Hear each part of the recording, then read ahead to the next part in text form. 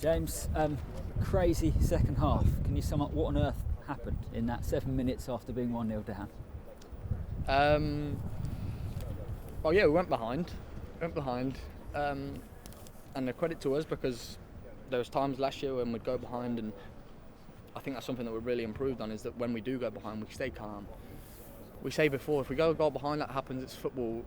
We've got the mentality now to understand that you do go behind in games sometimes. You're not always going to score the first goal and win 3-0, 2-0. So we went behind.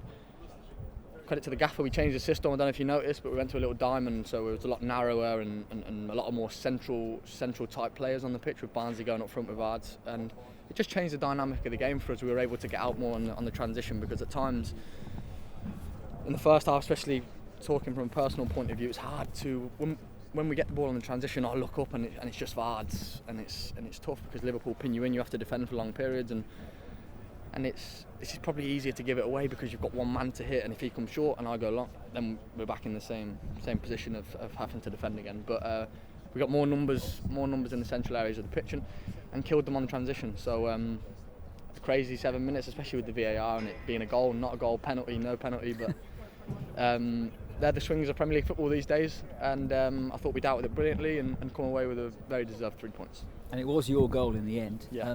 Did you know what was going on in that minute 90 seconds? Well, I thought we had a penalty. I wasn't sure. It looked like it was on the cusp, but normally when it's on the line or a little bit of contact on the line, it's a penalty. The referee gives a penalty, and then it's a free kick. And we'd had a couple of free kicks in that similar area, to be honest. And Liverpool keep a high line, and our lads weren't able to actually get into the gap that I was putting it in, which is good defending sometimes, and sometimes maybe we can be a bit more aggressive with the attacking. I almost try and tell the players that on free kicks like that in the wide area that are close to the box, just sprint at the goal. It's hard to pick an exact player out, so I'll try and put it in with pace in that corridor of uncertainty, as people call it, and to get people running at the goal and little glances and little flicks. But on that one, I tried to just hit it a bit lower, a bit harder, and it actually worked exactly how I tried to do it. Whether someone gets a touch or it goes straight in, aim for the far corner, and then if someone gets a touch, Alisson, it's hard for him to come to the ball just in case one of our players get a touch, and if no one touches it, sometimes it goes in the far corner. So that was exactly what we wanted, and I know the stadium announcer tried to say it was Daniel Amartey's goal, but I watched it back and he doesn't touch it. And I know he doesn't get many, and I love Daniel, but I think I'll have to claim that one. Double figures now. As a team as well, beating Liverpool, is that another statement, another step forward for this group of players? Yeah, we haven't beat Liverpool since I joined the club. See you later, Des.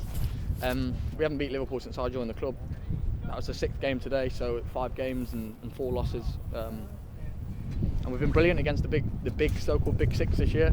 We've got some brilliant results, another one today. So we've shown that we're capable of fighting in them big games against the big teams. So a credit to us, credit to the gaffer. A really good day for Leicester City.